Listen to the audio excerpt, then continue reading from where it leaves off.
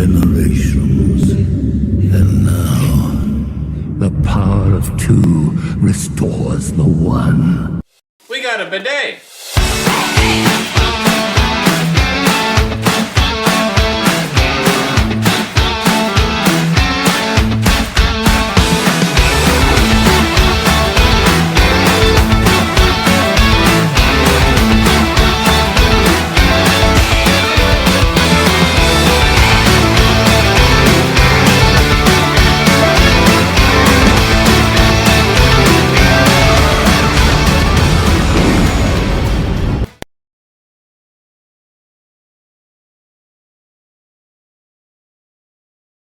Hey everybody, and welcome back for another video. In today's video, we are talking about the latest episode of The Bad Batch. This is episode 14, the one right before the series finale. So, we're going to do a breakdown of the episode, talk about what happened, obviously give our thoughts, and then, yeah, we look forward to the next one as well, the final one as well. So, Sarah is going to cover what happened. So, what happened this week in The Bad Batch? So we've got kind of three-ish groups going on, right? Because we've got the Bad Batch. Well, I guess I should use that term loosely because the Bad Batch is kind of split up right now. But we've got Hunter, Wrecker, and Crosshair with Rampart. Then we've got what's going on with Omega, and then we've got what's going on with Echo. So I'm going to try to take them in chunks, even though it's kind of all happening all at the same time. But just I feel like that's going to make it a little bit easier to understand what's going on and give us a little bit better of a flow here. So starting with Hunter, Wrecker, and Crosshair with Rampart. So they are on their way to Tantus. They, from last episode, had attached their ship onto a different ship. I guess I shouldn't say it's not the Bad Batch ship. It's a ship that they had stolen. But they're attached to another ship right on their way to Tantus. And so there's some bickering back and forth between Rampart being a pessimist, saying, this stuff isn't going to work and they're going to find us, yada, yada. They wind up being able to kind of crash land there. So as they are approaching Tantus, they realize that there's some ships trying to shoot them down, but that they're not in a normal formation. So they must have known that they were coming, right? And us as the audience knows because we had a little scene with Hemlock where they were saying that Clone Force 99 with Rampart were somehow caught doing something they weren't supposed to, or do you remember what their verbiage was? I don't. I just remember that Hemlock was worried about, maybe something's going on, and so he sent some air support to make sure that if there is something going on, it can be taken care of. Yeah. Which to go with that, they're also locking down, I think they kept calling it a science ship, but the ship that our group had attached to, which Echo is actually on, because he didn't make it back to the rest of the group, so he's still on the main ship. And so they're putting that ship on lockdown. And I thought it was kind of curious. It made me really curious. They kept calling it like a science ship or something like that. What do you think was on there? I don't remember us finding out before. I just knew that it was going to Tantus. I don't really know. I mean, it could have some precious cargo, maybe. But I didn't pick up on anything too crazy. Like, maybe it has something to do with Project Necromancer. Maybe it has something to do with the creature that we learn about later on. Who knows? Calling it a science ship is kind of vague. Yeah. Especially, I feel that the more that I watch this show, I'm like, I want answers right now. I want to know something. And I feel like they give us more things to question than answers to our questions. And so I feel like that's got to be part of it. It could be something that's absolutely nothing, but because they attach the word science to it, we're all like, oh my God, is this part of XYZ? You know? Well, he seemed very concerned about making sure whatever was there still got to Tantus safely. Like he didn't want to just, when we talk about rulers of the empire and, you know, not really giving a rip about disposable personnel, if that ship wasn't worth anything to him, he would have just bombed it. But there's something on there he really wants, and so that's what I'm trying to figure out. But yeah, I totally agree with you. I feel like there's way too many questions for there to be one episode left. Uh, We'll get to that for sure. yeah. So continuing with this same group, I'll kind of round out the rest of what happens to them for the episode. So they wind up doing a crash landing, right? Because their ship's being bombed and they're definitely outnumbered. We get some kind of a little bit of funny scenes with Rampart, who is definitely not a soldier. He's used to just being in charge of soldiers. So they have to rappel down on these ropes, and he's really nervous about it because you're basically jumping out of a ship that's going to crash, and so it's scary and what's going on. But it's either that or crashing the ship, right? So he doesn't really have much of a choice. Um, Eventually, we have some weird interactions with this group. Or not Echo, excuse me. Crosshair at one point tells Wrecker, I believe, that basically the reason why he's doing this, because he didn't ever want to go back to Tantus, is that Omega could have left him behind, but she didn't, so he owes her one. What do you think of that? I think that's heavy foreshadow. I mean, we've kind of been having these little breadcrumbs along the way, but I think that's a heavy foreshadow that he is going to die.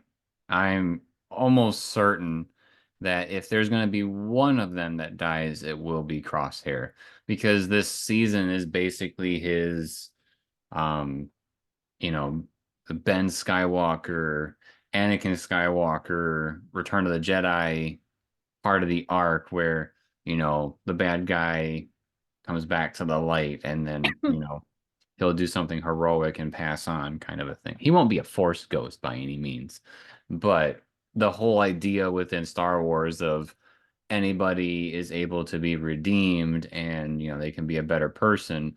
I think he's already kind of gone through that. And if somebody has to make the tough call like Tech did in the previous season, I think he's going to be willing to do it, especially since I would argue that he feels more like an outsider to his brothers, even though they have let him come back in. So it's, it,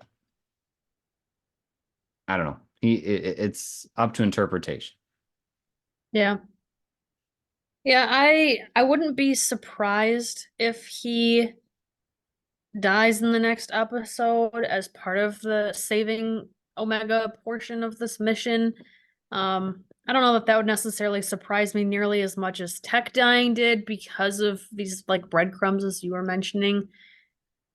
I feel like we haven't had enough time for his arc to really feel natural to me. It feels a little bit forced how he went from, you know, good soldiers follow orders to I owe her my life. I'm gonna do what I can to help this kid kind of a thing. Mm. I I understand that it's possible. I feel like I wish we would have seen more character development of him because I feel like we've gotten plenty of him. I mean, there was a lot of time where him and Omega were on their own, so he was able to bond with her as opposed to just thinking that she was just some bratty kid that, thinks that they can order people around. Like he's actually gotten to know her on a personal level. And not only that, she's been, you know, the one to basically tell him, hey, your thinking is completely wrong. You need to snap out of it. You need to center yourself, and we can do this on whatever that they're trying to do. And so, like, escaping the base in the first place, he thought it was pointless. She said, let's do it. They made it. there was the part about his arm, and she said, "Hey, you need to get that looked at and get it better." And he listened to her, and it's a little bit better. It's not, 100% by any means, but he is now doing better with his arm. So I think I believe his arc as far as coming back to the Bad Batch and being a good guy, because he went through that whole process with the Empire in season 2, and then, you know, became one of those people that was going to be viewed as expendable, and then he did something about it. And then so that's his change of heart to come back. But I like I said, I think that he's had enough time with Omega, as much time as he could. I mean, we only get one season of it. Yeah. And we've been saying about these shows, no fluff. We learned that from Kenobi. So This season, I definitely feel like they cut out the fluff, and I'm not gonna lie, I miss it a little bit because I feel like we're so rushed for what's happening from a plot standpoint that there doesn't seem to be enough time for the characters to breathe. Like the amount of humor I think has gone down. The amount of yeah. like fun back and forth between brothers has gone down because it's all just follow the mission, you know? Yeah. Well, I would even say I feel bad saying this because I know the next show is going to be a banger that's coming from Dave Filoni, the Tales of the Empire. So I'm not trying to bag on his writing, but I feel like this season is basically being streamlined to the finish line. They don't. I think it hasn't been super creative. I feel like we're only talking about like the middle of this episode right now. We're already kind of talking about, our feelings about everything else, but I am very worried that this show is going to end on a bad note. I I feel like I'm it's going to be way rushed. I'm not excited for the final episode after this one. So that's kind of sad. I feel like this episode, all we accomplished, and again, there's more to talk about, but all we really accomplished was the Bad Batch are now on Tantus, which they did that in the first 2 minutes and then didn't really do a whole lot the rest of the way. Um, we got an interaction with Echo and Emery, later on, and I'll let you cover that. But then we also got, oh, there's this monster thing. How are all these things going to come together in the final 20-minute episode? I really hope, and I don't think this is going to happen, I really hope that we get a big surprise next week and the last episode is like a 40-minute episode or an hour-long episode. I would be thrilled because, We again, I need it. feel like it's just so rushed. And if the last one is called The Cavalry Has Arrived, there's been really no indication on who in the world this cavalry is going to be. Is it going to be, Wolf and them showing up to try to save their brothers, like we've been kind of predicting slash hoping along the way?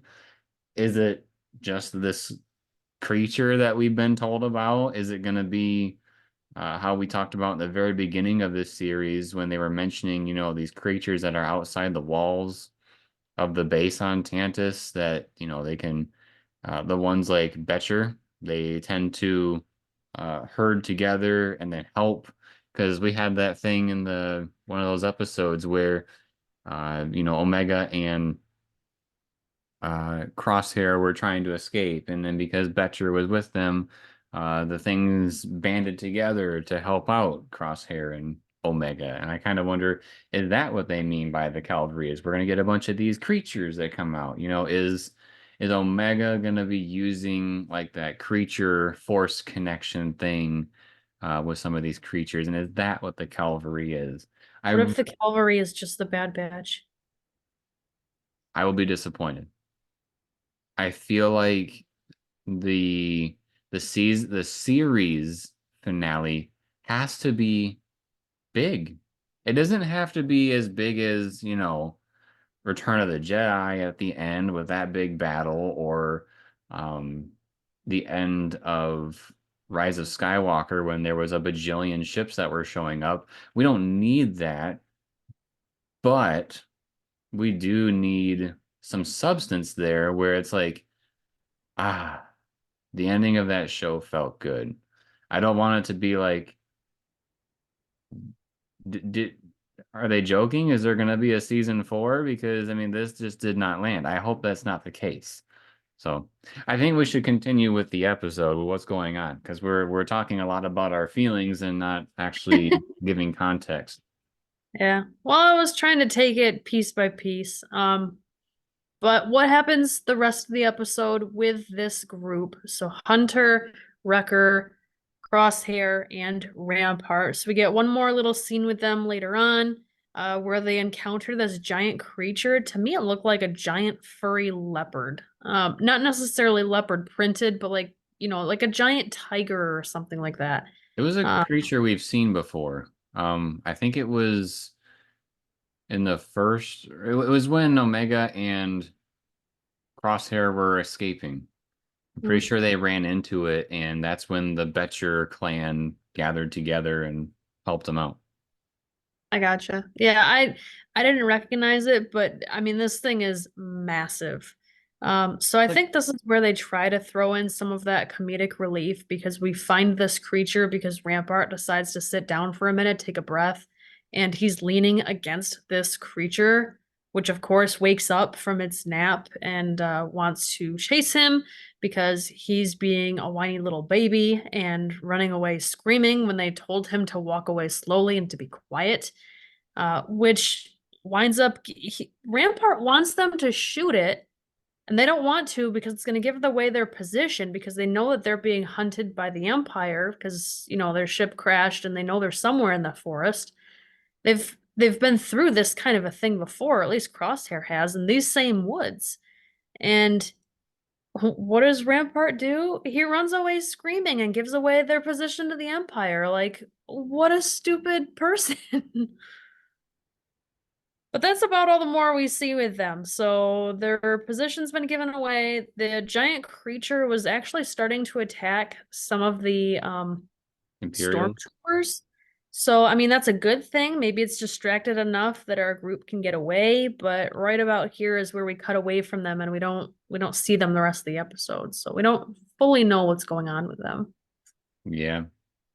Then we have um Omega's side of things. They Yeah. So sorry, go ahead. Oh, I was gonna let you have a little break, and I was gonna talk about Omega. Omega, in the previous episode, had her little Shawshank Redemption plan of chiseling through the wall and trying to get through there so she can maybe find a way out. And when she goes through there, it's kind of like almost like an elevator shaft type deal, but things can go uh, up, down, left, and right. I was trying to remember how Wonka was explaining how his thing goes sideways and Frontways and backways. backways and sideways and Right. That's what I was trying to think of, but I couldn't think of it on the spot. But to me, uh, it's kind of like air ducts, except these boxes keep zooming past her head of like whatever medical supplies they are. yeah, they remind me of like when you go through the drive-through at a bank, the little pods. But anyways, so when she's out and about, she notices that the Empire has like a big creature in holding. Now, I didn't get the best look at it. To Um, me, it almost looked like a giant sea serpent because it was in water. yeah, um, it honestly, my first thought is that it looked like Godzilla, but I had half wondered if it was a Zillo beast, but I didn't think that they like resided in water because it was a creature in the water.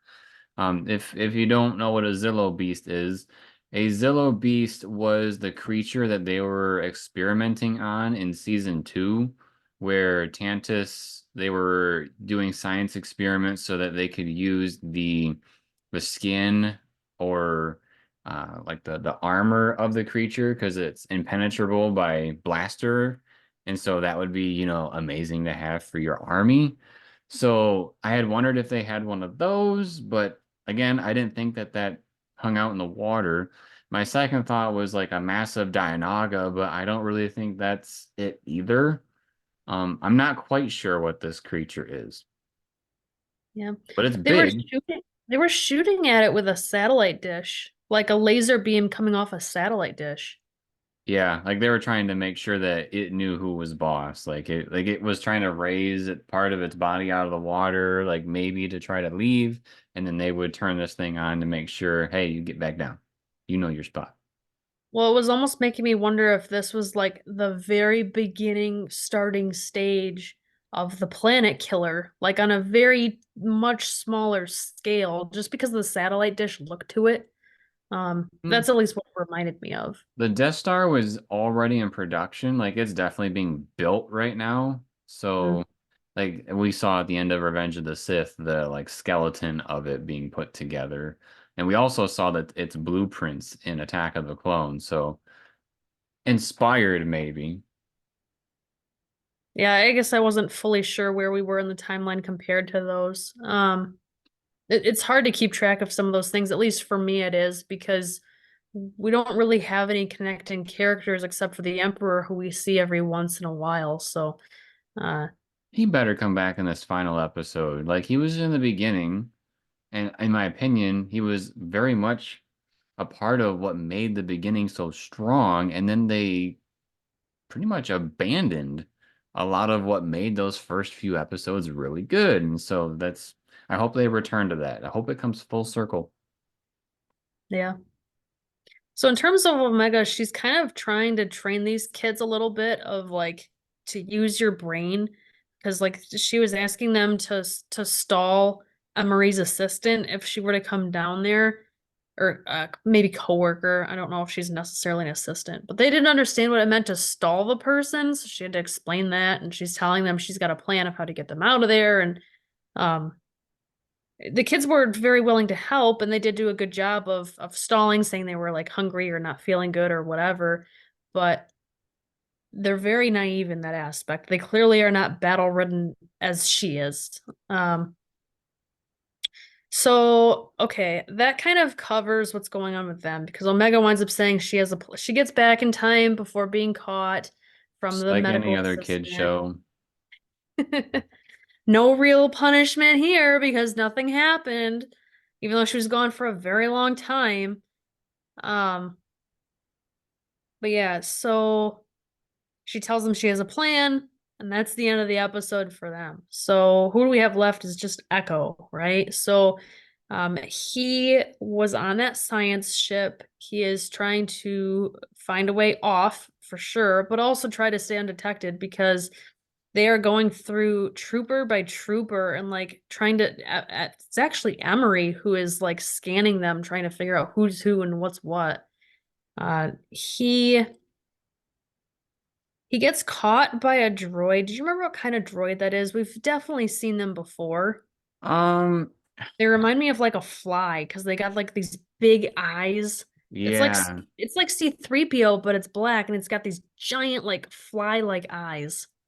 I don't remember. I mean, that's definitely one that I would lose out on the trivia questions for. Um, but I think you're kind of right on the dot. It's the droids that are typically with the Empire that look like very big, buggy-eyed. I think they're Um, usually for inventory management, or at least that's what the one was before that we saw. yeah. Um, but I mean, if you get caught by a droid, how hard is it to escape? Well, with this kind of droid, it's pretty easy. You just shoot them down and then you steal their hand because you don't have a hand, and that's suspicious. Or at least that's what Echo did. Yeah, I thought that was kind of funny that he stole a hand. Yeah. So that was actually much earlier in the episode, and then we don't see him again until almost the end. And what ends up happening is that he keeps taking this hand off to try to get to stick his little probe into the network so that he can get whatever information he can, trying to gain intel. Well, Emery approaches like right as he's putting his hand back on, and he's just not quite fast enough. And she's like, "Well, hey, wait a minute, you're not supposed to be in here." And he comes up with some little excuse that's really not super great. And as he's walking away, she's like, "You're Echo, aren't you?" Like, well, duh, because she saw you put your hand back on. You weren't fast enough. You knew you were caught. But anyway, What a problem to have. You put got your hand caught back because on you, faster. yeah, you got caught because you didn't put your hand back on. I'm surprised it wasn't a red hand. That would have been kind of funny. I would have been like, Dave Filoni, I get your humor. Yeah. Well, they both know each other or know of each other at least, and Echo knows that Omega kind of liked Emery or saw something in Emery that there was like promise or hope or something potential for her, I guess is probably the best way to describe it. And so what they wind up kind of agreeing to is she's like, well, this is where Omega is in the vault, and there's no way you're getting in there without help from me. And so we kind of can insinuate that that's her offering to help him, and to get the rest of the kids out too, which he doesn't even know at this point that there's other kids. He just wanted to get the rest of his brothers out of there. So now it's kind of like oh my goodness, we have to save Omega, save all the clones, and now save a bunch of kids too. Like, whoa, that's more than I signed up for. Yeah. Well, he also like convinced her saying like, you're a clone just like us. It's an us against them thing. It's the clones against the Empire. We should not be working with them because of how badly that they treat us, kind of a thing. So that was kind of, in my opinion, the final straw to push her over the edge of, starting to be part of this um, group of good guys. Yeah. But that I is would about like that is what happened in the episode. I will say, like I think I kind of iterated it earlier, but I'm a little bit worried about the ending of the show. I was really hoping that this is gonna have a really cool ending. I think my expectations might end up being a little too high, but I mean, I want to give some context here. The ending well, of Rebels season 1, season 2, season 3, season 4, all of those endings were amazing. I'm just thinking back, like the first one was with the Inquisitor, the second one was with the Darth Vader stuff. The spoiler fourth, alerts, holy cow. hey, people know. The fourth one, I'm not gonna say what it was because someone is saying spoilers, but the whole thing with Kanan, like almost tearjerker to a point. And so I feel like, Dave Filoni has definitely hit on all cylinders in the past with his finales. And so I'm worried about it, but I'm really hoping that he's got this in the bag. I hope so. I am also very nervous. And we think about the episode from today and it's just like We didn't do anything. Like, we covered a lot and at the same time we covered nothing because we were spread so thin across these three groups and the episode's only like 20 minutes long by the time you take the credits out and everything. Like, it's they not a gotta lot of time to explore all this stuff. they gotta do something with those credits. Like, that does not qualify you for a 25-minute episode when you throw in 10 different languages to say the same stuff. Yeah, I mean this episode was 24 minutes with credits. If you think of a standard TV episode, like back in the day when you would watch on cable, or if you still watch on cable, we just don't have cable anymore. But those episodes were 22-minute episodes with 8 minutes of commercials or whatever they wanted to throw in there. So 22 minutes of actual content. This was 24 minutes, but like a minute in the beginning to talk about what had happened, and then like 4 minutes at the end to go over credits and whatever else. Like there's nothing left. It's not Yeah, a long enough show. they're not. I don't know and this is a whole other rabbit hole, but I don't understand how you can look at what has been the norm and just replicate it. You don't have to be, different. in a sense. If you're trying to fill a 21, 22-minute episode, do it with content. You If it know, ain't broke, don't fix it. right. And if it's usually an hour-long show was roughly around 50 minutes, you know, follow that standard.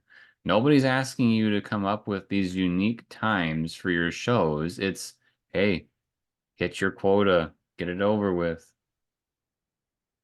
Yeah, I mean, just to play devil's advocate here, not being so strict on the time does you give you a little bit more freedom on what you can put in there, just because you don't have to hit an exact time, like exactly 22 minutes or whatever it is. You could say do 21 or 25 or whatever.